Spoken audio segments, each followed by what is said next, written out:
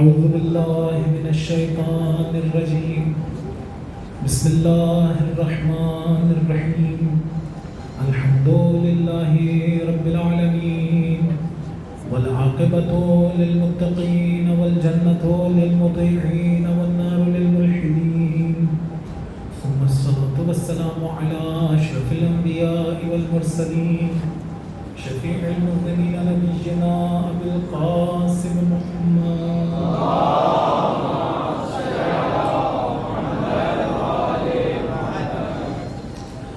وعلى أهل بيته الطيبين الطاهرين الهداة المهديين لا سيما بقية الله في الأراضين روحي له الفداء وأرواح العالمين واللعنة الدائمة على أعدائهم أجمعين من حين عداوتهم إلى قيام يوم الدين. أما بعد فقد قال الله تبارك وتعالى في محكم كتابه أعوذ بالله من الشيطان الرجيم وما خلقت الجن والإنس إلا ليعبدون. صلوات پڑھ دیں.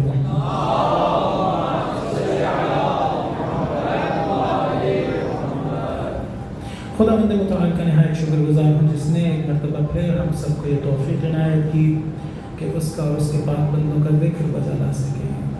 اس کی بارگاہ میں دعا ہے ہم سب کو خلوص عنایت فرمائے. ہمارے اور زمین حقوق کے خصوصاً والدین کے بچوں کے گناہوں کبیرہ و صغیرہ کو معاف فرمائے اور ہمارے آقا و مولا کی توجہ ہم سب کو عنایت فرمائے اور ہمارے مولا کے ظہور میں تعجیل فرمائے. ایک درود پڑھیے محمد و آل محمد علیہ السلام.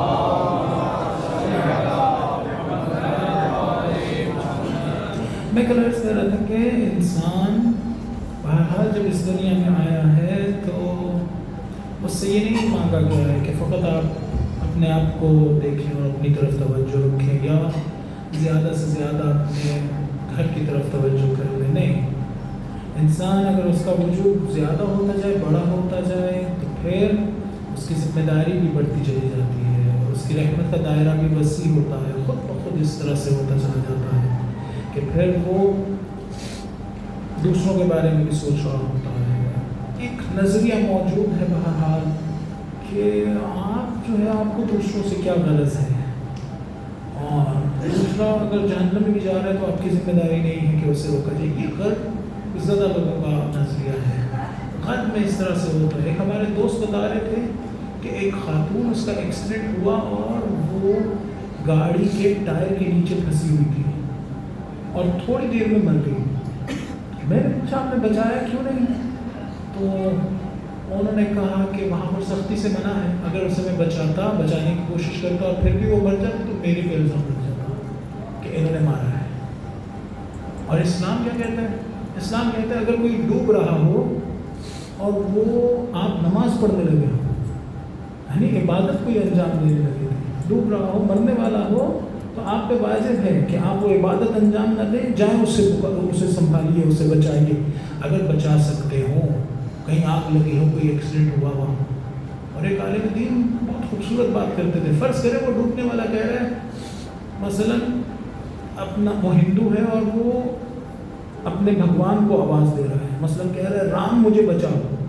تو اب آپ کو پتہ چل گیا کہ ہندو ہے اور آپ نماز پڑھنے لگے تھے، پھر بھی خدا کہتا ہے کہ نماز چھوڑو، جاؤ اسے بچاؤ.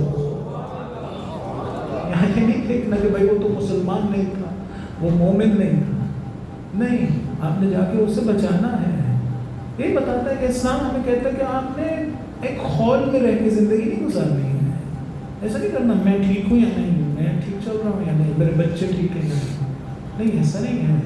امر بالمعروف والنہی عن المنکر کی اتنی بڑی ذمہ داری اسلام نے ہم لوگوں کے کندھے پہ، سب کے کندھوں پہ رکھی. اگر نہیں انجام دیں تو معاشرہ جس طرح سے بگاڑ کا شکار ہو رہا ہے اسی طرح سے برائی ختم ہو جائے گی معاشرے سے.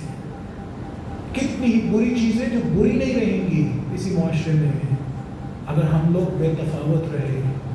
ہاں، لیکن میں نے عرض کیا تھا کہ سب سے پہلی ذمہ داری ہماری اپنی اصلاح ہے.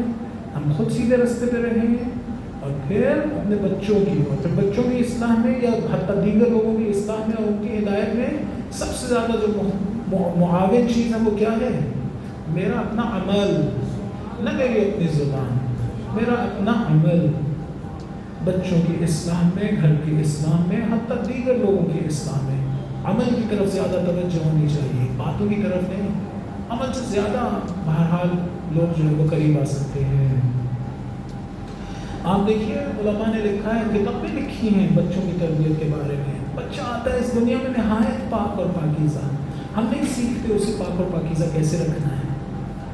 توحید فطری لے کر آتا ہے، فطرتی توحید ایک بہت بلند مقام پر ہوتا ہے۔ عزیزان دیکھیے، جب چھوٹا سا بچہ اس دنیا میں آتا ہے تو فطرتی توحید، حقیقی توحید لے کے آتا ہے۔ جب بڑا ہو جاتا ہے اور ٹیچر سے سیکھتا ہے اور کتابوں سے سیکھتا ہے تو حقیقت توحید نہیں سیکھتا ہے، مفاہیم سیکھتا ہے توحید سے متعلق۔ جب آیا تھا تو حقیقت لے کے آیا تھا، اور جب سیکھنا شروع کر رہے تو فقط مفاہیم سیکھ پاتا ہے۔ اس کے بعد اس سے مطالبہ کیا جاتا ہے کہ اب آپ نے مفاہیم جو سیکھے ہیں عمل اس طرح کا ہو کہ آپ واپس حقیقت توحید تک چلے جائیں، وہ جو فطرتی توحید تھی اس تک چلے جائیں۔ اس میں سب سے بڑا نقش، سب سے زیادہ اہم کام ہمارا والدین کا ہوتا ہے۔ یہ سیکھیں بچے کو کس طرح سے محفوظ رکھنا ہے، یہ سیکھیں خدا نے کیسا میکینزم دیا ہے بچے کو کہ اس کو کم سے کم آلودہ ہونے دیں، کم سے کم آلودہ ہونے دیں۔ روایت میں ہے کہ اگر آپ غالباً جو مجھے یاد ہے امام صادق علیہ السلام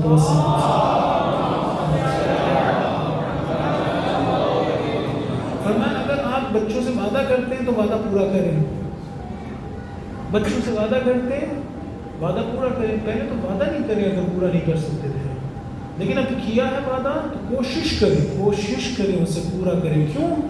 امام نے فرمایا وہ تمہیں وعدے پورا کرتے ہوئے دیکھے گا، یقین پیدا کر لے گا کہ خدا بھی اپنے وعدے پورے کرے گا۔ اس نے آپ کو وعدہ پورا کرتے ہوئے دیکھا ہے، لیکن اگر مجھے ہی دیکھے کہ یہ وعدہ کرتا ہے اور پھر توڑ دیتا ہے تو خدا کے وعدوں پہ کیسے یقین پیدا ہوگا؟ میں تو وعدے جو کر رہا ہوں وہ پورے کروں۔ بچے کو کیسے سکھانا ہے یہ تو سیکھوں، لیکن ہم لوگ نہیں، ایسی کوئی چیز نہیں سیکھتے۔ اور پھر میں نے عرض کیا تھا کہ بعض اوقات زور زبردستی سے چاہتے ہیں ہمارا بچہ جو ہے وہ نہایت کوئی عظیم، ایسے نہیں ہوتا ہے۔ ہم بھی ایسے نہیں ہوتے، بڑے بھی ایسے نہیں ہوتے، بچے بھی ایسے نہیں ہوتے۔ نہایت اہم چیز رزق حلال ہے، حلال رزق بچوں کا بہت اہم، اس کی تاثیر ہے۔ خدا نے انبیاء سے جب کہا ہو یا ایھا الرسل کلوا من الطیبات واعملوا صالحا، اے رسولو طیب چیزیں کھاؤ، طیب چیزوں میں سے کھاؤ۔ ایک ہوتا ہے حلال، ایک ہوتا ہے طیب۔ مثلا چپس، یہ پفر کارڈ، یہ کینڈیز جو ہیں یہ حلال ہیں، کھانا حرام نہیں ہے۔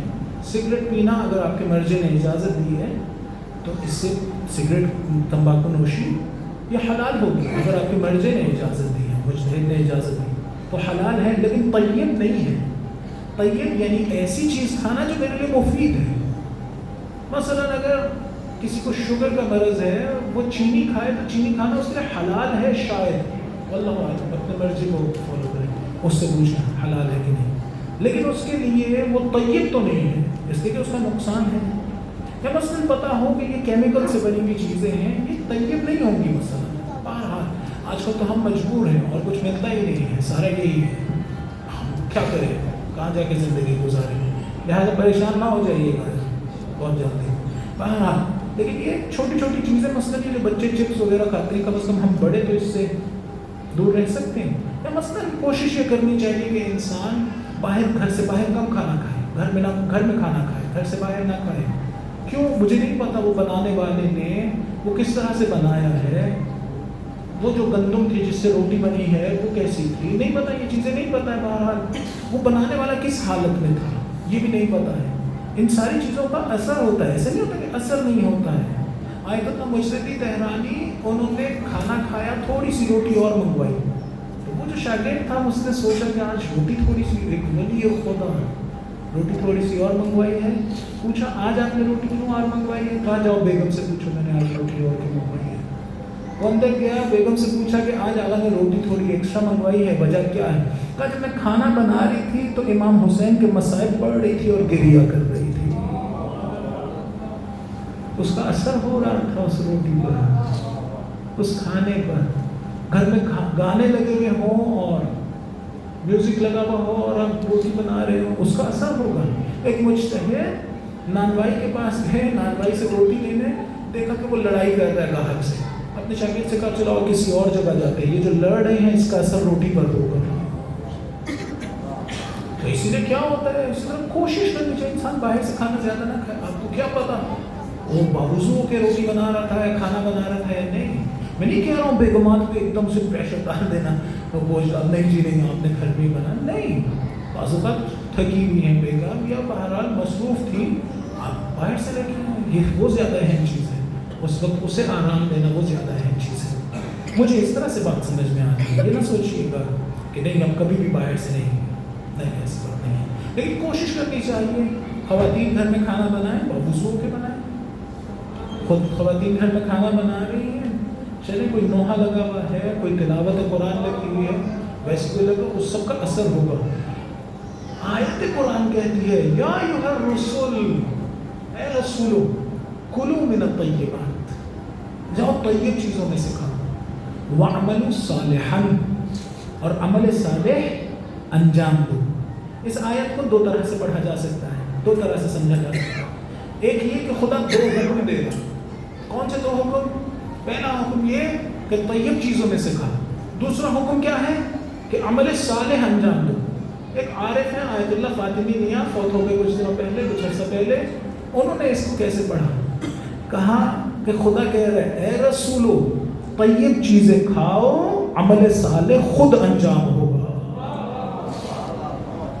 صرف آپ اپنی غذا طیب کر لیں۔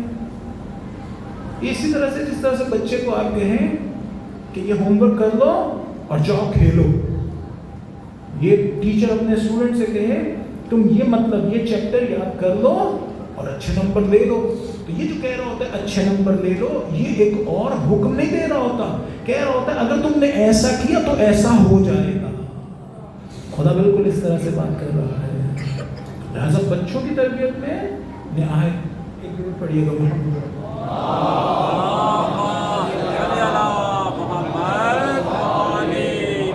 ایک درود پڑھ دیجیے محمد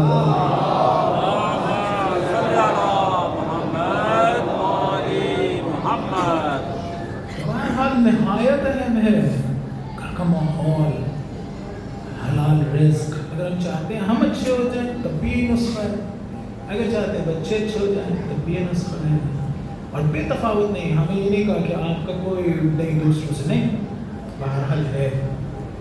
آپ نے کبھی سوچا جس وقت ہم لوگ گھروں میں غصے ہو رہے ہوتے ہیں کیا کر رہے ہوتے ہیں؟ اکالمی نے بہت اچھی بات کی، ایک بچے سے کوئی غلطی ہو گئی ہے اور اس کے بعد آپ گھر میں غصے ہو رہے ہیں اسے، کیا کر رہے ہوتے ہیں؟ آپ سے پوچھیں اس غصے سے اس کی اصلاح ہو جائے گی اس بچے کی؟ نہیں، خصوصاً اگر بچہ بالکل چھوٹا سا 3-4 سال کا ہو، اسے باتیں سمجھ آتی ہے کیا ہماری؟ نہیں، اسے سمجھتا نہیں آتی، پھر اس سے غصے ہو کے ہمیں کیا مل رہا ہے؟ اس کی اصلاح تو نہیں ہوئی، اس کی تربیت تو نہیں ہوئی۔ گویا اس طرح سے ہوتا ہے کہ غصے ہو کے ہم اپنے آپ کو سکون دینا چاہ رہے ہوتے ہیں، جیسے ہی اندر ایک کیفیت ایجاد ہوئی ہے رنج کی، غصے کی، جو بھی، اسے خالی کرنا چاہ رہے ہوتے ہیں۔ چیخا، تھوڑی دیر چلائے یا خدا نہ کرے خاصہ پٹائی کر دی اس چھوٹے سے بچے کی، معصوم سے بچے کی، اس کے بعد آپ سکون ہو گیا، اب آرام مل گیا۔ یہ کر رہے ہوتے ہیں نہیں، ہمیں اپنی تربیت کی ضرورت ہے۔ حوصلہ کرنا سیکھیں، تحمل کرنا سیکھیں، صبر کرنا سیکھیں۔ بعض اوقات بڑوں کے ساتھ بھی اسی طرح سے ہم پیش آ رہے ہوتے ہیں، چیخنے چلانے سے کوئی فائدہ نہیں حاصل ہو رہا ہوتا ہے، چیخنے چلانے سے ہمیں کوئی فائدہ نہیں حاصل ہو رہا، صرف یہ اپنے آپ کو سکون دینے کی ایک ناکام سی کوشش کر رہے ہوتے ہیں۔ جو تھوڑے سے دیندار ہوتے ہیں بعد میں اور زیادہ تکلیف میں آ جاتے ہیں کہ میں کیوں غصے ہو رہا ہوں اس معصوم پر۔ جو نرم دل ہوتے ہیں تھوڑی دیر بعد اور زیادہ تکلیف میں آ جاتے ہیں، تو کوئی فائدہ تھوڑی ہوتا ہے۔ ہر انسان کو ان چیزوں کے بارے میں سوچنا چاہیے، اگر نہیں سوچ رہا تو اصلاح کا عمل بہرحال اسی طرح سے ایک درود پڑھنے محمد و آل محمد۔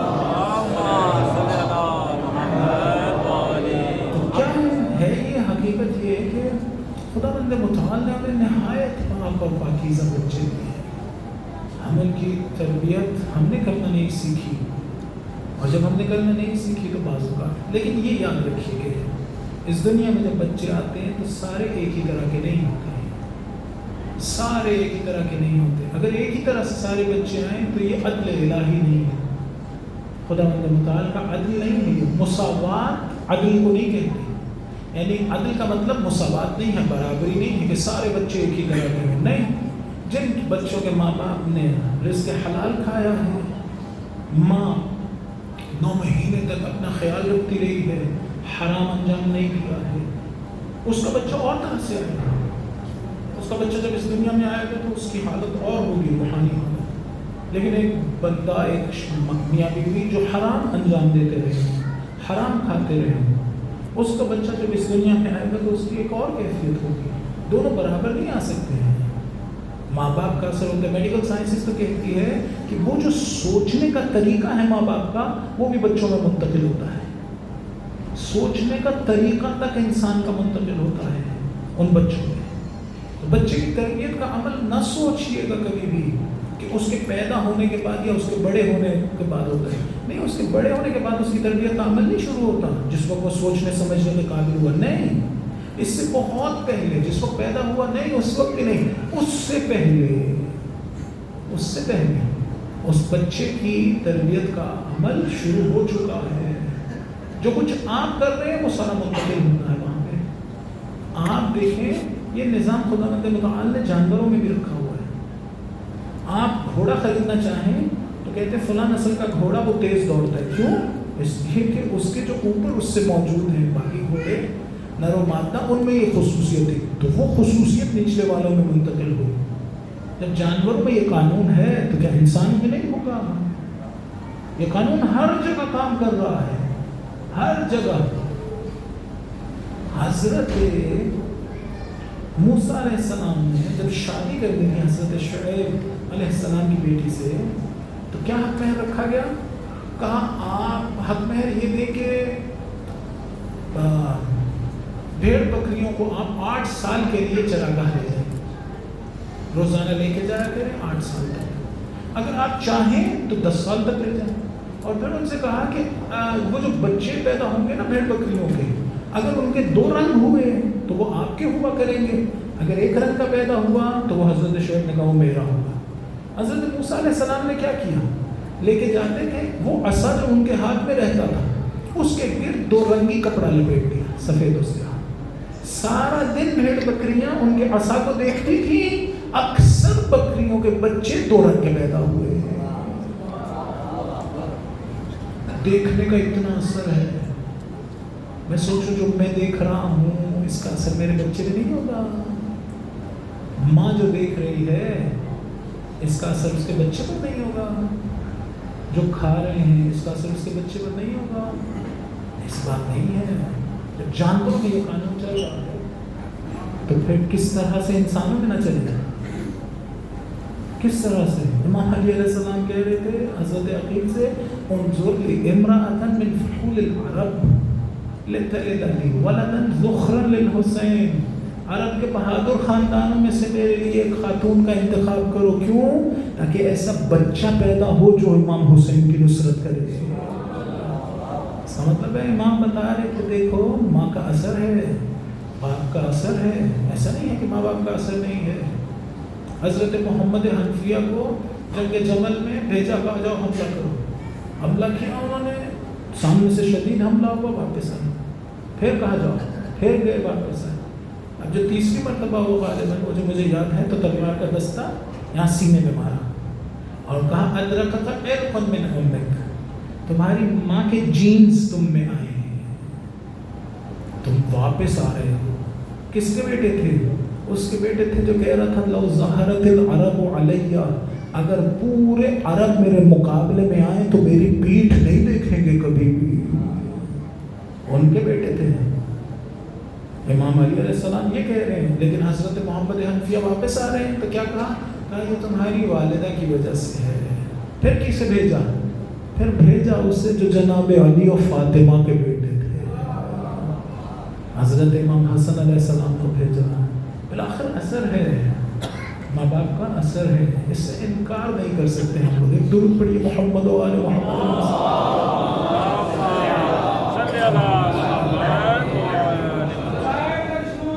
سرکاری امام حسن مجتبی علیہ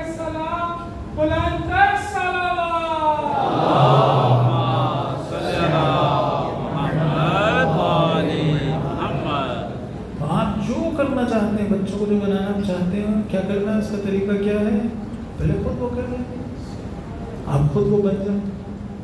لیکن باپ گھر میں نماز نہ پڑھتا ہو، بچے اسے نماز پڑھتے ہوئے نہ دیکھتے ہو اور وہ کہتا ہو نماز چوری پڑھی تم لوگوں نے، کہاں پڑھے گا وہ نماز؟ کہاں پڑھے گا؟ آپ نوحہ پڑھتے ہیں گھر میں تو وہ نوحہ پڑھتا ہے، آپ نماز پڑھیں وہ نماز پڑھ لے گا، کہنے نہیں پڑے گا آپ کو، وہ نماز پڑھ لے گا. گھر کا ماحول ایسا ہو، خدائی رنگ والا ہو، خدائی رنگ والا ہو گھر کا. میاں بیوی کا تعلق بچوں پہ اثر کرتا ہے. احترام کا رشتہ اگر میاں بیوی میں ہے بچوں کی تربیت آسان ہو جائے گی.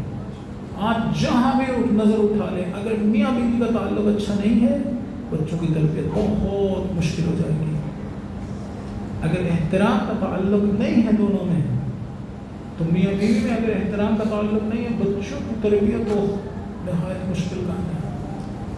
کیوں نہیں ہوتا ہمارا تعلق؟ بعض اوقات میاں بیوی کا تعلق اچھا نہیں ہوتا ہے آپس میں، دو بھائیوں کا تعلق اچھا نہیں ہوتا ہے، دو دوستوں کا تعلق اچھا نہیں ہوتا ہے. کیوں ایسا ہوتا ہے؟ اس لیے کہ خدا کے بغیر ان کا تعلق ہوتا ہے.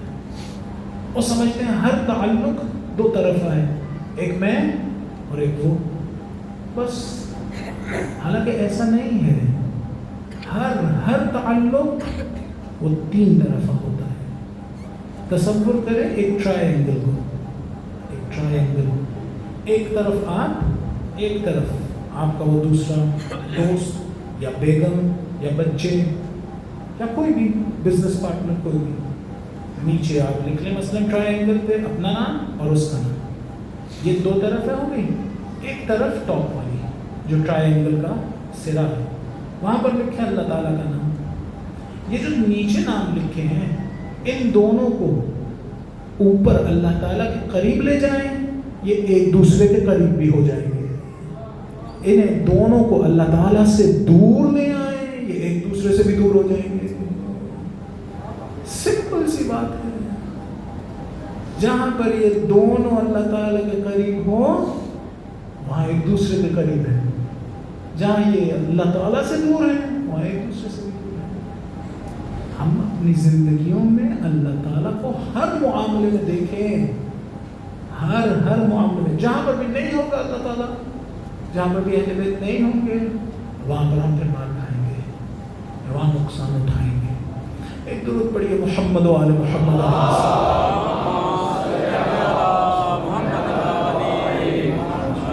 آپ تجربہ کرتے رہتے ہیں. بہرحال مشکل کام ہوتا ہے، ایسے نہیں ہوتا کہ آسان کام ہے، مشکل کام ہوتا ہے. انسان کو بار بار پریکٹس کرنی پڑتی ہے، آرام سے پریکٹس کرنی ہوتی ہے. ایک دم سے تو کوئی بھی نہیں تبدیل ہو سکتا. ایک دم سے تو شاذ و نادر ہوتا ہے کوئی جو ایک دم سے بدل جائے.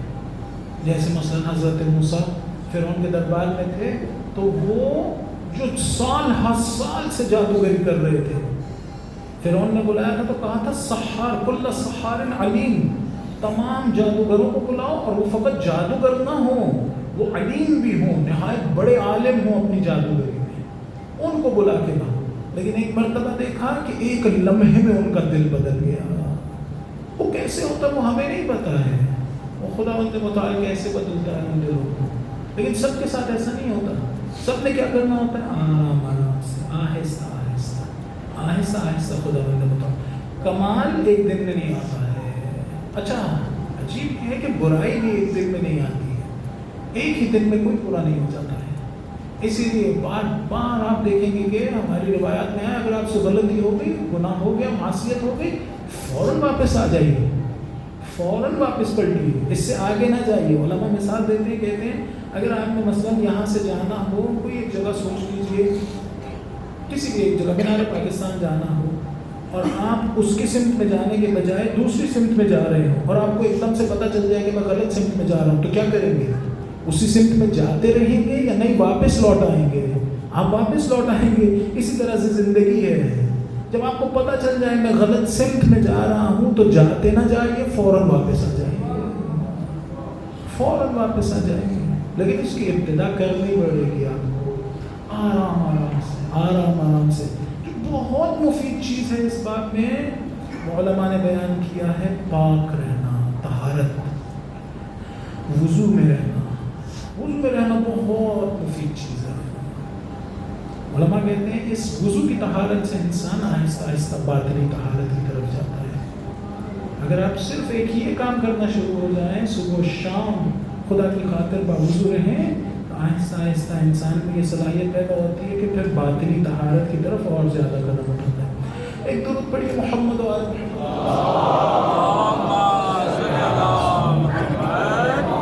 تو ہدف کیا ہے ہماری زندگیوں کا؟ ہمارا ہدف یہ ہے کہ ہم خود بھی اور کوشش کریں ہمارے بچے بھی اور دیگر لوگ بھی کیا کریں، وہی جو فطرتی توحید خدا نے ہمیں دی تھی کسی طرح اسے محفوظ کر دیں، اس کو ضائع ہونے سے بچا دیں. سب بچے جو اس دنیا میں آتے ہیں، میں نے کہا ایک ہی طرح سے نہیں ہوتے ہیں. آغا رضا بہاؤدینی بہت بڑے ولی خدا، وہ کہتے ہیں کہ جب میں 6 مہینے کا تھا تو میرے بازو پہ چوٹ لگی تھی، مجھے یاد ہے. ہمیں تو نہیں یاد ہے ہمارے 6 مہینے کی جو ہمارے ساتھ پیش آیا تھا. آپ سوچو وہ روح کس قدر قوی اور مضبوط اور بڑے درجے کی ہوگی کہ وہ 6 مہینے کی باتیں. آیت اللہ محمد حسین طباطبائی کے بارے میں انہوں نے فرمایا کہ میں جب شکم مادر میں تھا، میری ماں جو قرآن کی آیتیں پڑھتی تھی وہ مجھے یاد ہے. کیسی پاکیزہ ہستیاں تھیں. ماں باپ پاکیزہ تھے، انہوں نے اپنا خیال رکھا تھا. اس میں نہایت اہم چیز کیا ہے؟ انتخاب ہمسر. شادی کس سے کرو؟ جانوروں کی طرح سے تو نہ شادی کرو. جانوروں میں نہیں دیکھا جاتا ہوگا کہ ہماری اگلی نسل کیسے آئے گی. انسانوں کو تو ویسے نہیں ہونا چاہیے. بعض اوقات انسان فقط یہ سوچ کے شادی کرتا ہے کہ 2 جسم ہیں جو بہرحال اکٹھے ہو رہے ہیں. نہیں، ایسا نہیں ہے. حقیقت میں یہ ہے کہ 2 روحیں ہیں جنہوں نے اکٹھے خدا کی طرف سفر کرنا ہے، اور پھر ان کے ذریعے سے کچھ اور روحیں ہیں جو اس عالم سے متعلق ہوں گی. پھر کس طرح سے سوچے گا؟ وہ سوچے گا مثلا کہ اس دنیا میں ظلم پھیلانے والے بہت سے لوگ ہیں. میں چاہتا ہوں میرے ذریعے سے جو لوگ موجود ہوں، جو وجود میں آئیں، وہ ظلم نہیں، وہ عدل کے لیے کام کریں. اس دنیا میں بہت سے ایسے لوگ ہیں جو اپنے لیے کام کر رہے ہیں. میری اولاد اور میری نسل ایسی ہو جو اپنے لیے نہیں، وقت کے امام کے لیے کام کر رہی ہو. پھر اس کا انتخاب مختلف ہو جائے گا. جب اس کا انتخاب مختلف ہو جائے گا، پھر مادی چیزیں نہیں سوچ رہا ہوگا. وہ یہ نہیں سوچ رہا ہوگا کہ مثلا ظاہر کیسا ہے، جسم نہیں تلاش کر ہوگا، روح ڈھونڈ رہا ہوگا. روح کیسی ہے، کیسے خاندان میں آئی ہے. مرد بھی عورت بھی اسی طرح سے، فرق نہیں پڑتا ہے. ایک درود پڑھتے محمد و آل محمد.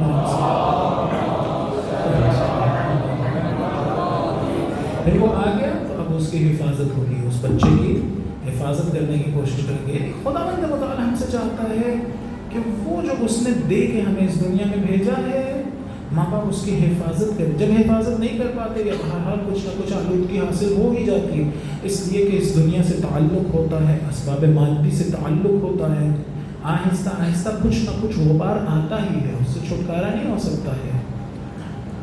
پھر کیا ہوتا ہے؟ پھر جب بڑا ہو جاتا ہے تو اب وہ اس عقل کے اس درجے پہ پہنچ جاتا ہے کہ خداوند متعال سے کہتا ہے کہ کوشش کرو واپس اسی پاکیزگی پہ واپس لوٹو. وہ جو چھوٹے سے بچے تھے تم آئے تھے اور تمہارے پاس تھے. اس کے لیے کیا کیا اس نے شریعت بھیجی، اس نے عبادات بھیجی، اس نے عبادات بنائی تاکہ ہم لوگ اپنے آپ کو پاکیزہ کریں، گناہوں سے پاکیزہ ہو جائیں. جب گناہوں سے پاکیزہ ہوں گے تو کیا ہوگا؟ ہمارے وجود کا آئینہ شفاف اور بالکل صاف ہو جائے گا. جب صاف شفاف ہو جائے گا تو اس میں قابلیت آ جائے گی نور کو منعکس کرنے کی. آئینے میں آپ کب دیکھ سکتے ہیں اپنا وجود؟ جب روشنی ہو اور اس کے علاوہ غبار نہ ہو. یہ جو ہماری روح کا آئینہ ہے، اگر اس سے غبار چھٹ جائے تو خدا کے معارف اس پہ جلوہ گر ہوں گے. اب ذرا توجہ کیجیے، کس کی میں بات کر رہا ہوں؟ ذہن کی بات نہیں کر رہا ہوں.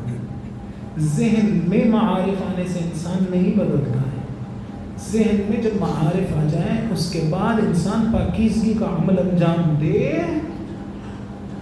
اور گناہوں سے اپنے آپ کو محفوظ رکھے تو عملی حیثیت سے اس کا وجود پاک ہونا شروع ہوتا ہے.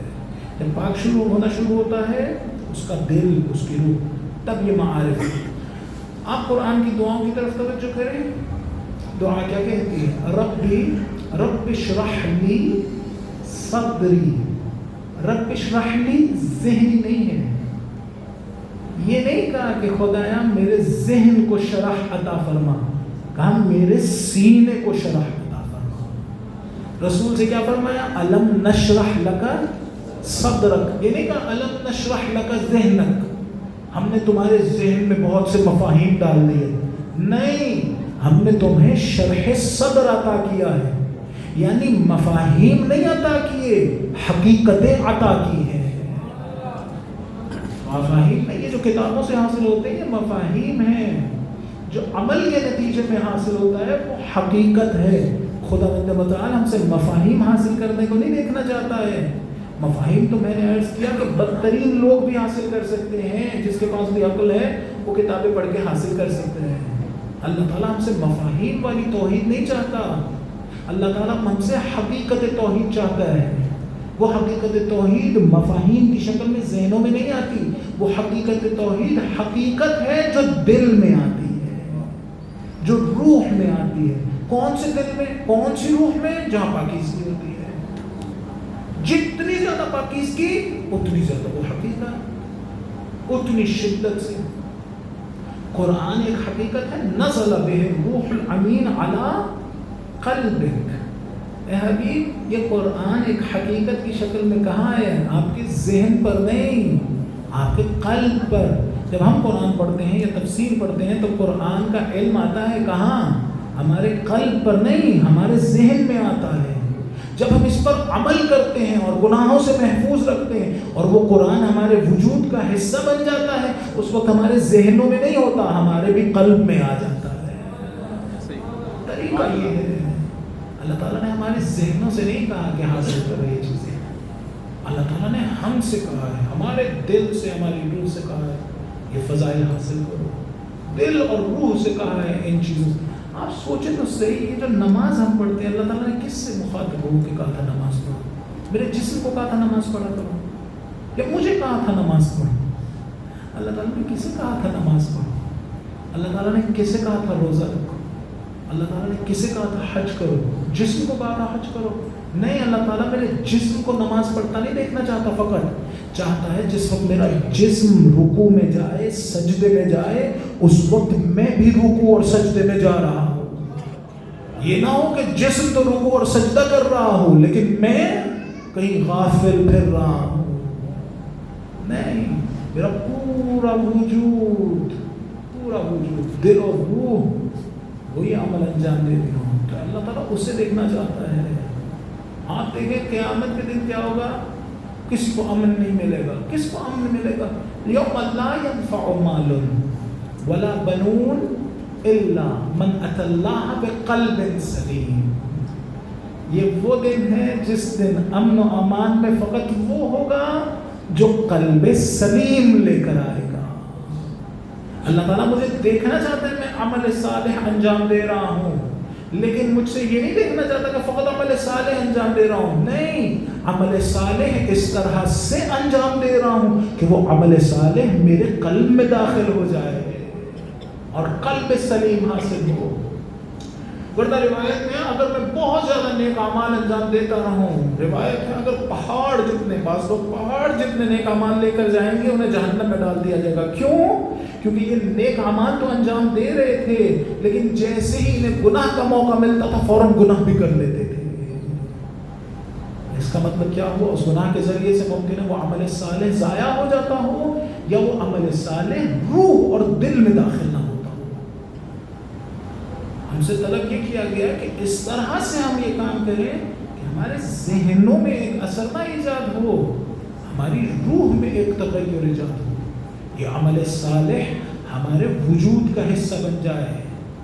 پھر ہم فقط عمل صالح انجام نہیں دے رہے ہوں گے، خود صالح ہو جائیں گے۔ ایک ہے عمل صالح انجام دینا، ایک ہے خود صالح بن جانا۔ دیکھیے قرآن کہتا ہے الذین آمنوا والذین آمنوا وعملوا الصالحات، وہ لوگ جو ایمان لائے اور عمل صالح انجام دیا، ان کو کیا ملے گا؟ لَنُدْخِلَنَّهُمْ فِي الصَّالِحِينَ، ہم انہیں صالحین میں سے شمار کریں گے، صالحین میں داخل کر دیں گے۔ بھئی عمل صالح کی پاداش جو مل رہی ہے وہ خود عمل صالح کے بعد کوئی چیز ہونی چاہیے نا۔ کیا ہوگا؟ یہ کثرت سے جب عمل صالح انجام دیں گے تو یہ عمل صالح انجام دینے والے نہیں ہوں گے، خود صالح ہو جائیں گے، خود صالح ہو جائیں گے، خود صالح۔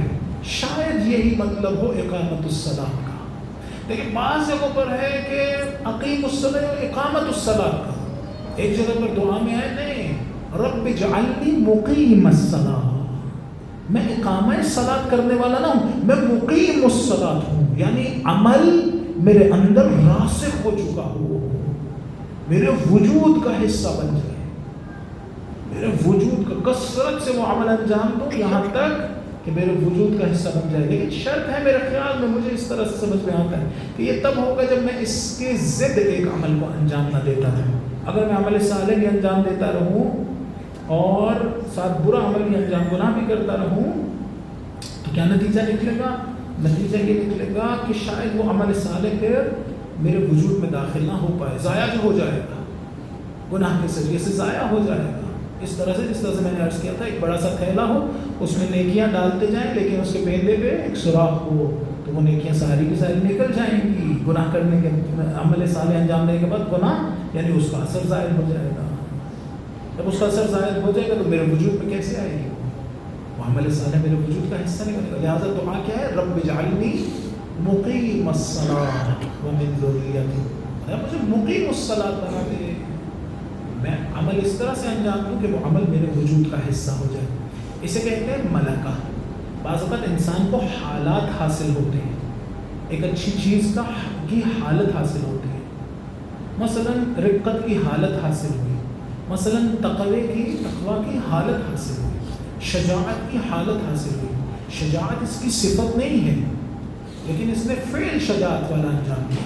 لیکن اگر تکرار کرتا رہے اسی شجاعت کا، مثلا سخاوت کا اگر تکرار کرتا رہے تو وہ فقط فعل نہیں رہے گا، وہ تبدیل ہو جائے گا ایک صفت میں، اور اس کے نفس میں ایک راسخ ملکہ ہو جائے گا، پھر اس کے لیے وہ عمل انجام دینا آسان ہو جائے گا۔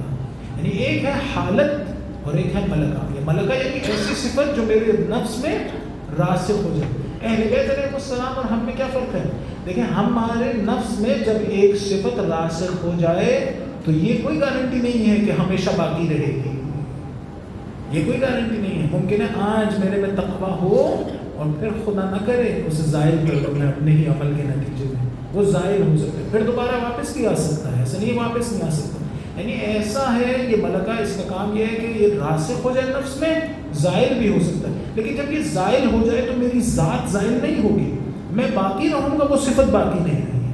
اہل بیت اس طرح سے نہیں ہے، اہل بیت کی صفات ان کی ذات کا حصہ ہیں، یعنی ممکن ہی نہیں ہے ذات ہو اور یہ صفت نہ ہو، ممکن ہی نہیں ہے۔ مولا ہو اور عالم نہ ہو، مولا ہو اور سخی نہ ہو، مولا ہو اور بہادر نہ ہو، لیکن ہم اس طرح سے نہیں ہیں۔ کبھی آتی ہے صفت اور باہر ظاہر بھی ہو سکتی ہے، اس کی حفاظت کی ضرورت ہے۔ ایک درود پڑھیے محمد و آل محمد۔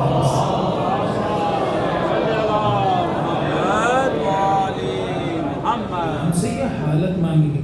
یہ جو ہم بات کرتے ہیں کہ توحید یہ حقیقت میں ہمارے پاس آ جائے، حاصل ہو جائے، ہماری زندگیوں کا مقصد یہ ہے کہ ہم خدا کی معرفت حاصل کریں، اور معرفت خالص یا توحید ناف، توحید خالص اور حقیقت توحید مفاہیم والی نہیں، وہ جو ہماری روح اور جان کا حصہ ہو، وہاں پر بھی یہ بات ہے کہ بعض اوقات ممکن ہے ہمارے پہ ایک ایسی حالت طاری ہو جس میں ہم خالصانہ موحد ہوں، ہم بالکل خالص توحید اس وقت رکھتے ہوں، یہ ممکن ہے، لیکن ضرورت اس بات کی ہے کہ فقط یہ حالت نہ رہے، یہ حالت تبدیل ہو جائے صفت میں اور ملکہ میں۔ یہ نہ ہو کہ بعض حالتوں میں ہم موحد ہیں لیکن بعض حالتوں میں موحد نہیں ہیں، ایسا نہ ہو۔ ہم ہمیشہ موحد ہیں، ہر وقت موحد ہیں، حقیقت توحید کس طرح سے حاصل ہو ہمیں. خدا متعالی ایسا دیکھنا چاہتا ہے. تو کب یہ حالت حاصل ہوتی ہے؟ اسی طرح سے جس طرح سے اس بچے کو حالت حاصل تھی اسی طرح سے ہمیں حاصل ہوتی. وہ بچہ جس طرح انقطاع کی حالت میں خالص توحید، حقیقی توحید تک پہنچا ہوتا ہے اور اسے حاصل ہوتی ہے، جب ہمیں بھی انقطاع کی حالت حاصل ہو تو یہ ہو جائے گا. ہمیں بھی اگر انقطاع کی حالت، انقطاع میں نے کل عرض کر دیا تھا نا، انقطاع کا مطلب کیا ہے؟ انقطاع کا مطلب یہ ہے کہ میں کسی چیز کو استقلالی نہ دیکھوں، میں ایسا نہ سمجھوں کہ یہ جو موجودات ہیں، اسباب عالم ہیں، یہ انڈیپینڈنٹلی مستقل عمل کر رہے ہیں. نہیں، میں جانتا ہوں کہ یہ سب کچھ خدا کی طرف سے. جب یہ پاسبل بینگز، یہ سارے کے سارے، ان کی ذات خدا کی طرف سے ہے، ان کی ذات اپنی نہیں ہے، تو کیسے ان کی صفات اپنی ہو جائیں؟ کیسے ان کا فعل اپنا ہو جائے؟ نہیں. انقطاع کا مطلب یہ ہے کہ میں ہر چیز میں خدا کی طرف توجہ رکھوں، ہر چیز کی طرف توجہ کرتے وقت خدا سے کٹا بنا ہوں. صبغۃ اللہ ومن احسن من اللہ صبغہ، خدا کا رنگ، اور خدا کے رنگ سے کون سا رنگ بہتر ہے؟ یعنی میں جب ہر چیز کی طرف توجہ کروں تو خدائی رنگ، ہر عمل کروں تو اس میں خدائی رنگ ہو، خدا کی طرف توجہ ہو اور وہ عمل انجام دے رہا ہوں. ایسا نہ سمجھو ہمارے یہاں یہ بڑی مشکل ہے. بعض لوگ سمجھتے ہیں انہوں نے بہت اچھا پڑھا ہے تو آپ بہت اچھا کما رہے ہیں.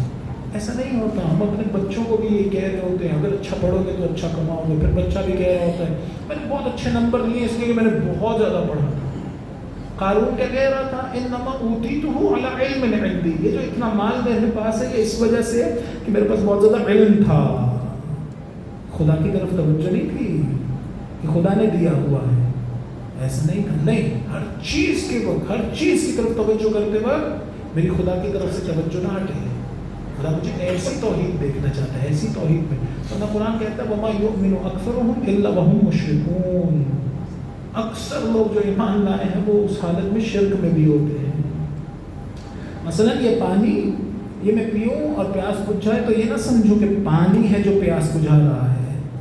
میری توجہ ہو کہ خدا ہے جو پانی کے ذریعے میری پیاس بجھا رہا ہے. میں جب بچوں کے لیے گھر کھانا لے جاتا ہوں تو خود رازق تھوڑی بن جاتا ہوں. رازق وہ ہے میرے ذریعے سے دے رہا ہے. میں ہر چیز میں اس طرح سے توجہ کروں. خدا اگر اس پانی سے کہہ دے اب تم نے پیاس نہیں بجھانی تو کیا بجھائے گا؟ نہیں. وہ شخص جسے امام حسین علیہ السلام نے بد دعا کی تھی، پانی پیتا جاتا تھا اور پیاس نہیں بجھتی تھی. زیادہ پانی پیتا گیا یہاں تک کہ مر گیا، جہنم چلا گیا. پانی اس کی پیاس کو نہیں بجھا رہا تھا، نہیں بجھا رہا تھا. کیوں؟ اللہ تعالیٰ نے پانی کو کہا نہیں بجھانی پیاس. ہمارے استاد کہہ رہے تھے یہ میری آنکھ، اسے کس نے کہا ہے کہ جب میری روح چاہے تو دیکھو؟ اللہ تعالیٰ نے. اگر ایک لمحے کے لیے اللہ تعالیٰ کہہ دے کہ اب نہیں دیکھنا، اب نہیں دیکھنا، تو پھر دیکھ پائے گی؟ نہیں دیکھ پائے گی.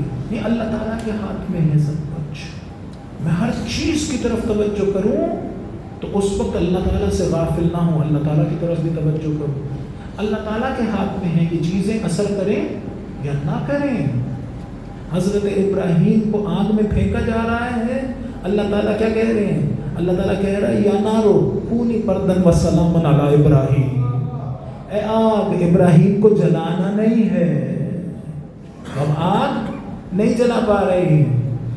اللہ کہے یا ولی اللہ کہے آگ نہیں جلائے گی. ایک مرتبہ ایک شخص آیا امام کے پاس، امام سے آ کے کہہ رہا تھا مولا خراسان میں آپ کے اتنے مددگار موجود ہیں، آپ قیام کیوں نہیں کرتے؟ مولا نے کہا شاباش، بہت اچھی باتیں کر رہے ہو. ایک مرتبہ اپنے خادم کو حکم دیا کہ جاؤ تنور روشن کرو. جب تنور گرم ہو گیا صحیح طرح، اس سے کہا جاؤ اس میں کود جاؤ. ایک مرتبہ معافیاں مانگنا شروع ہو گیا، کہا مولا مجھے معاف کر دیں، اگر کوئی غلطی ہو گئی ہے اتنی سخت سزا نہ ہو. اس طرح کی باتیں کرنا شروع ہو گیا. اب یہ باتیں کر رہا تھا تو کیا دیکھا؟ ہارون مکی تشریف لائے. مولا نے کہا ہارون مکی اس تنور میں چھلانگ مار دو. کوئی آگے سے کوئی بات نہیں کی، تنور میں چھلانگ مار دی۔ اب یہ تھوڑی دیر بعد کہتا تھا مولا ذرا دیکھ لیں ہارون کی کیا حالت ہے، مولا ذرا دیکھ لیں ہارون کی کیا حالت ہے۔ ہر تھوڑی دیر بعد مولا نے کہا تنور کا ڈھکن اٹھاؤ، ڈھکن ہٹایا تو دیکھا ہارون مکی قرآن کی تلاوت کر رہے ہیں۔ کیوں؟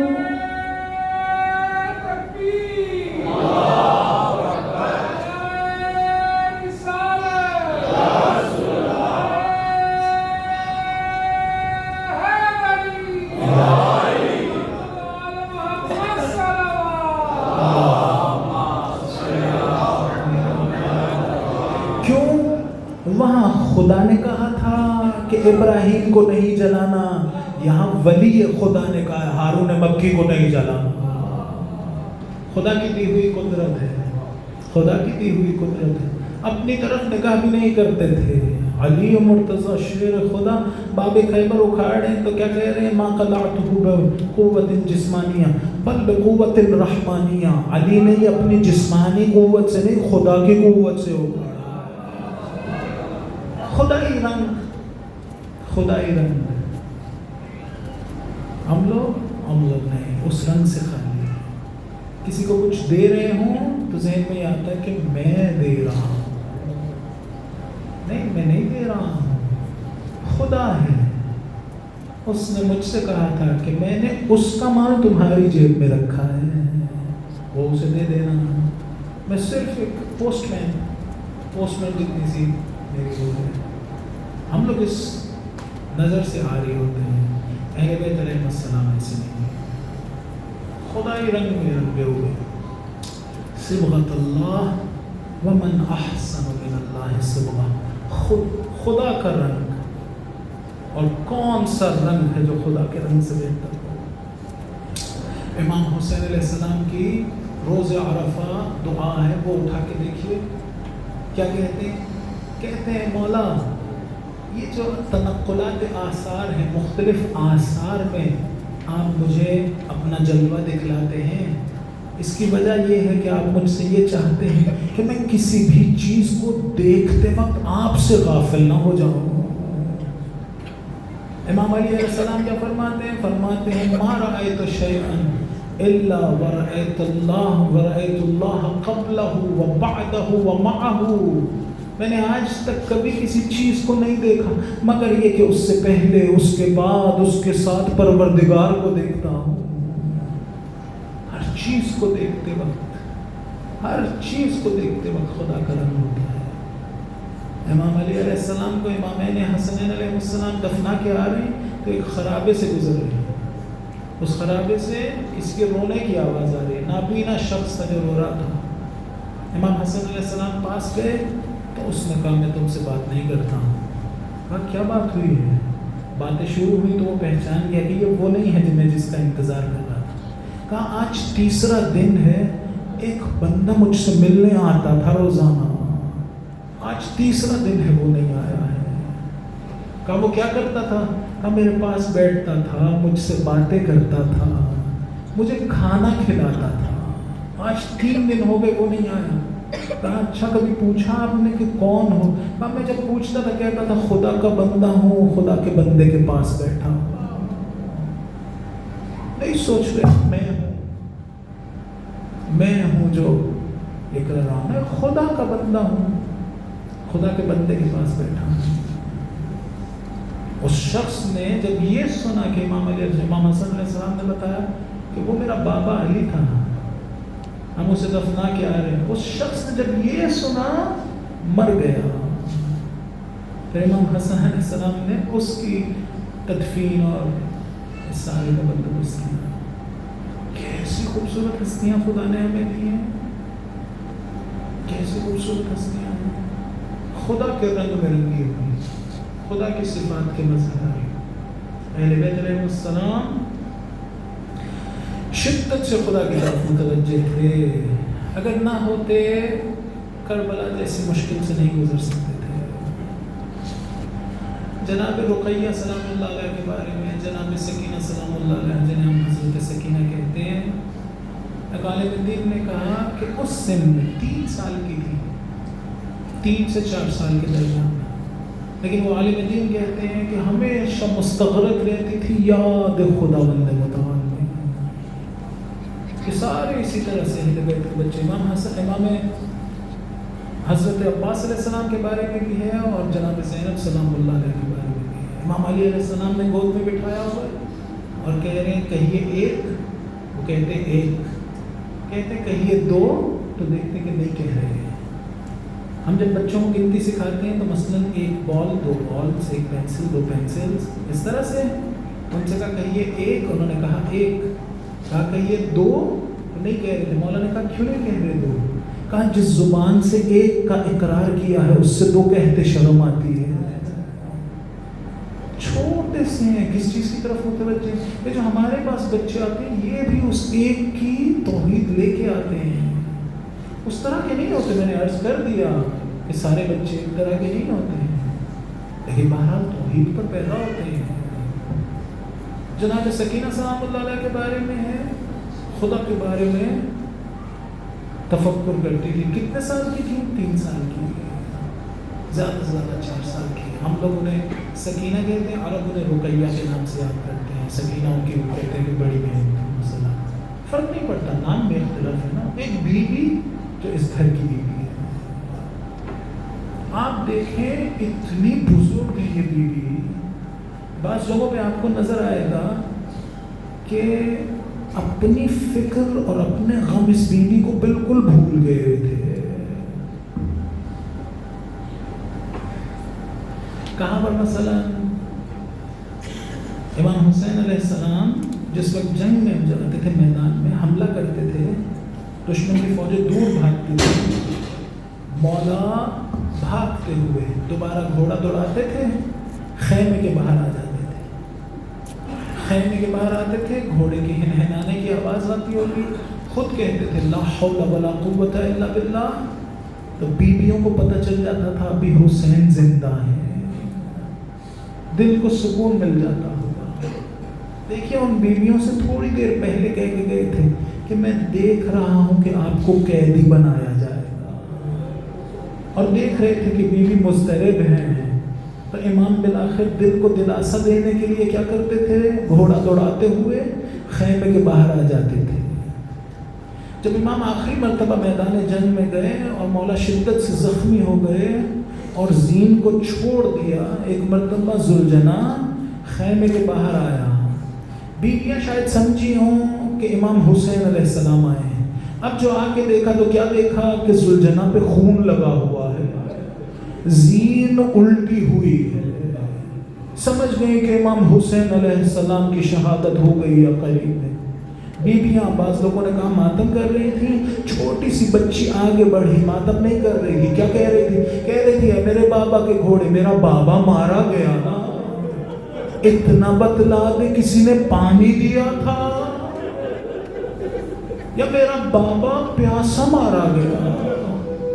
دیکھیے یہ بچی اپنی پیاس بھول گئی ہے. میں کہوں بی بی آپ بھی تو پیاسی ہیں. جواب دیں گی میں نے دیکھا تھا بابا خیمے سے جا رہے تھے، ہونٹ خشک تھے، اپنی پیاس بھی بھول گئی. عصر عاشور کسی نے عمر سعد سے کہا عمر سعد اگر تو چاہتا ہے ان بچوں کو، چھوٹے چھوٹے بچوں کو زندہ کوفے لے جائے اور پھر شام لے جائے، اگر تو چاہتا ہے یہ نہ مر جائیں یہیں پر، تھوڑا سا پانی انہیں دے دے، یہ پیاسے مر جائیں گے. ایک مرتبہ تھوڑا سا پانی خیموں میں آیا، جناب زینب نے ایک کوزہ اٹھا کے اس بچی کو دیا. بچی نے کوزہ اٹھایا، مقتل کا رخ کر لیا. بیوی نے پوچھا بیوی کہاں جا رہی ہو؟ کہا پھوپھی میرا بابا بڑا پیاسا. اجرکم اللہ، اجرکم اللہ. آپ پوچھے بیوی خود بھی تو پیاسی ہو، تم چھوٹی سی بیوی ہو، خود بھی تو پیاسی ہو. لیکن وہ کیا کہہ رہی ہیں؟ اپنی پیاس ہی بھول گئی ہیں. کہہ رہی ہیں بی بی پھوپھی میرا بابا بڑا پیاسا تھا. شام غریبہ میں ایک مرتبہ جناب زینب نے کہا اے بہن ام کلثوم غضب ہو گیا. کہیے کیا ہوا؟ کہا حسین جس کے بارے وصیتیں کرتے تھے تو وہ بچی نہیں مل رہی. ایک مرتبہ بیابان میں نکلی، اندھیرا ہوگا، لاشیں بکھرے ہوئے تھے، खामोशी थी। जनाब ज़ैनब आवाज देती होंगी, सकीना, रुकैया। आगे से कोई जवाब नहीं आ रहा था। एक ऐसी जगह पहुंची जो कुछ नशेब में थी। वहां क्या देखा? देखा एक लाशा है जो जगह जगह से टूटा हुआ है, जिस पे तीर हैं, जिस पे पत्थर हैं। आज बच्ची सीने पर नहीं लेटी हुई है, पास लिपटी हुई है। मक्तल के जुमले हैं, आराम आराम से बातें कर रही, न जाने क्या कह रही होगी। एक मर्तबा प्यार से जुदा करना चाहती थी। बेटी ने कहा, नहीं फूफी, मैं बाबा को छोड़कर नहीं आऊंगी। जनाब उम्मे कुलसूम को भेजा, कहा इसकी बड़ी बहन को बुलाइए। बड़ी बहन आई, प्यार से छोटी सी जनाब रुकैया को जुदा किया। जले हुए खैमों की तरफ जा रहे थे। बड़ी बहन ने कहा, ए बहन, ये जिस लाशे से लिपटी थी इसका तो सर नहीं था, तुम्हें कैसे पता चला बाबा है? कहा मैं बन में दौड़ रही थी, आवाज दे रही, बाबा बाबा। इस पेसर के लाशे से आवाज आई, इलैया इलैया या बुनैया। यानी ये कि इमाम कह रहे थे, सकीना, फकत तू बाबा को नहीं ढूंढ रही, हुसैन भी चाहते हैं तू आ जाए, तेरे मुंतज़िर। इमाम हुसैन अलैहिस्सलाम के जिस्म से लिपटी थी, लेकिन इस जिस्म पे सर तो नहीं था ना। सर की जियारत कहाँ की? अगले दिन 11 मुहर्रम को भी जिस्म की दोबारा जियारत की थी। क्या हालत थी? मक्तल के जुमले हैं, पास बैठ के अपने बाबा का खून अपने हाथ पे लगाकर कभी सर पे मलती थी, कभी चेहरे पे मलती, लेकिन सर तो नहीं मिला था बाबा का। बाबा का सर कहाँ मिला? एक मर्तबा जब कूफे के करीब पहुंचे, जालिम ने हुक्म दिया, सरों को नेज़ों पे चढ़ाया जाए, बीबियों के ऊँटों के करीब ले जाया जाए। यानी हजरत अली अकबर का सर जनाब उम्मे लैला के ऊँट के करीब, हजरत कासिम का सर जनाब उम्मे फरवा के ऊँट के करीब, छोटा सा सर अली असगर जनाब रुबाब के ऊँट के करीब। एक ऊँट पे, कजावे नहीं थे ऊँटों पे, बेकजावा ऊँट थे, बेपलान ऊँट थे। एक ऊँट पे जनाब ज़ैनब सर झुकाए बैठी थी, गोद में एक छोटी सी बच्ची थी। इतने में देखा पुश्त नाका पे खून के कुछ कतरे गिरे। एक मर्तबा सर उठाया, क्या देखा? देखा भाई का सर है नोके नेज़ा पर, जुल्फे बिखरी हुई हैं, चेहरे पे खून है, पेशानी फटी हुई है। क्या कह रही थी? कह रही, हुसैन मुझे तवक्को नहीं थी आज का दिन देखूंगी। कह रही थी, हुसैन ये जो मेरी गोद में छोटी सी बेटी है, इससे बातें करो, मुझे डर लगता है इसका दिल न फट जाए। अजरुकुम अल्लाह। अभी भी नोके नेज़ा पे बाबा का सर देखा है, मिला तो नहीं है। एक मर्तबा शाम के दरबार में भी बाबा का सर देखा। कहाँ? यजीद मलऊन तख्त पर बैठा है, तश्त में इमाम हुसैन का सर है। रिवायत के जुमले बाज़ुलमा ने कहा, छोटा सा सर हजरत अली असगर भी पास थे। इमाम हुसैन मुसलसल हजरत अली असगर को देख रहे हैं। बीवियां सामने खड़ी हैं, ये छोटी सी बीवी बीवियों के आगे खड़ी है। यजीद मलऊन की छड़ी उठती थी, इसका हाथ उठ जाता था। छड़ी कभी आंखों पे मारता था, कभी नाक पे मारता था, कभी दांतों पे। इस बच्ची का हाथ कभी सिर पे गिरता था, कभी अपने मुंह पे गिरता था, लेकिन अभी भी बाबा का सिर नहीं मिला था। बाबा का सिर कहाँ मिला? जब शाम के जिंदान में एक मर्तबा ख्वाब से बेदार हुई। क्या कह रही थी? फूफी मेरा बाबा आया था। कहाँ चला गया मेरा बाबा? बीवियों ने ये बातें सुनी, गिरिया करना शुरू हुए। एक मर्तबा यजीद मलऊन को आवाज पहुंची, पूछा क्या माजरा है? कहा बच्ची ने ख्वाब में बाबा को देखा है, गिरिया कर रही है, उसे देख के बीवियां गिरिया कर रही। कहा ये हुसैन का सर ले जाओ। आयतुल्लाह मुश्तकी तेहरानी ने कहा जब सर लाया जा रहा था, जनाब ज़ैनब ने देखा, दरवाजे में खड़ी हो गई।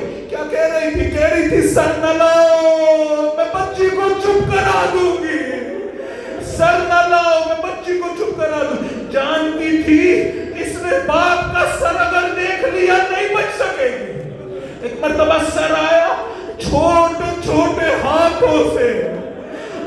کو گلے سے لگایا، سینے سے لگاتی ہوگی، چہرے پہ رکھتی ہوگی، زلفیں سوارتی ہوگی، کیا کہہ رہی ہوگی؟ بابا یہ پیشانی کیسے پھٹ گئی؟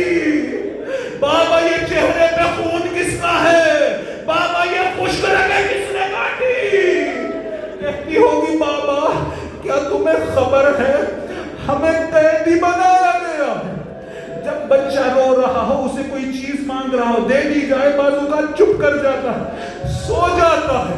ایک مرتبہ دیکھا بچی کی آواز بند ہو گئی، شاید کوئی بی بی سمجھی ہو بچی سو گئی ہے، جناب زینب پکاری ہے سید سجاد، ذرا دیکھو میری سکینہ کو۔ اب جو دیکھا تو کیا منظر ہے، ہونٹوں پر ہونٹ رکھے، اپنی جان دے دی۔ میں پوچھوں بی بی یہ کہاں سے سیکھا؟ شاید جواب دے عاشور کو میرا بابا علی اکبر کے گال پہ گال رکھ رکھ کے روتا۔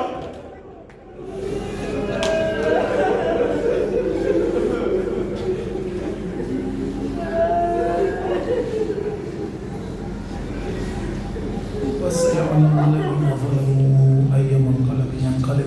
اللہ الرحمن الرحیم الہی بحق فاطمہ وابیہ وبعلیہ وبنیہ والسر المستودع فیہ، بسم اللہ الرحمن الرحیم الہی بک یا اللہ یا اللہ یا اللہ یا اللہ یا اللہ یا اللہ یا اللہ یا اللہ یا اللہ یا اللہ یا ارحم الراحمین یا ارحم الراحمین یا ارحم الراحمین یا ارحم الراحمین یا ارحم الراحمین یا ارحم الراحمین۔ خدایا ہم سب کے، ہمارے مہمانیوں کے، رشتہ داروں کے، والدین کے، بچوں کے گناہان کبیر و صغیروں کو معاف فرما۔ خدا ہمیں حکمت و طاقت عنایت فرما کہ ہم دوبارہ گناہ نہ کریں۔ خدا ہمارے آقا مولا کے ظہور میں تعجیل فرما، ان کے دل مقدس کو ہم سے راضی و خوشنود قرار دے۔ مولا اس مجلس کو، دیگر عبادات کو اپنی بارگاہ میں قبول و منظور فرما۔ مولا ہماری توفیقات خیر میں اضافہ فرما۔ خدا ہم سب کو رزق حلال واسع عنایت فرما۔ خدا حلال و طیب رزق عنایت فرما۔ خدا جسمانی اور روحانی بیماریوں سے شفا کامل و عاجل عنایت فرما۔ جن بیماروں کو آپ جانتے ہیں، جنہیں میں جانتا ہوں، خدا اپنی بارگاہ سے صحت کاملہ عنایت فرما۔ خدا ہم سب کو حج و عمرہ و زیارات کا شرف عنایت فرما۔ اپنے بچوں کی درست پرورش کرنے کی توفیق عنایت فرما۔ خدایا ہمیں اور ہماری نسلوں کو تا قیامت اپنا اور اہل بیت علیہ السلام کا ذکر، معرفت، محبت و ولایت عنایت فرما۔ خدا وہ دعائیں جو مومنین کے دلوں میں اپنی بارگاہ میں قبول و منظور فرما۔ خدایا ہماری قوم کو، مسلمانوں کو خدا اتحاد عنایت فرما۔ آپ نے دیکھا آج علماء و ذاکرین کانفرنس تھی اسلام آباد میں، الحمدللہ علماء اتحاد کے ساتھ سب مل کے انہوں نے لائحہ عمل دیا ہے یکم ربیع الاول کا، اس بل کے خلاف جو ایک ظالمانہ اور جابرانہ بل ہے، مسلمانوں کے اتحاد کو پارا پارا کرنے کے لیے دشمنوں نے بنایا ہے۔ خدا ان دشمنوں اور اس بل کا مقابلہ کرنے کے لیے ہم سب کو اتحاد عنایت فرما، ہم سب کو ہمت و طاقت عنایت فرما، اپنی ذمہ داری کو سمجھنے اور اسے انجام دینے کی توفیق عنایت فرما۔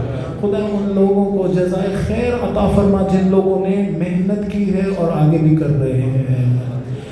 خدا دشمنان اسلام، دشمنان قرآن، دشمنان عزاداری و اہل بیت اگر قابل ہدایت نہیں ہیں، ذلیل و رسوا کر کے نیز تو نابود قرار دے۔ دعاؤں کی قبولیت کے لیے، مجلس کی قبولیت کے لیے، توفیقات میں اضافے کے لیے، مولا کے ظہور میں تعجیل کے لیے ایک مرتبہ درود پڑھ دیں محمد۔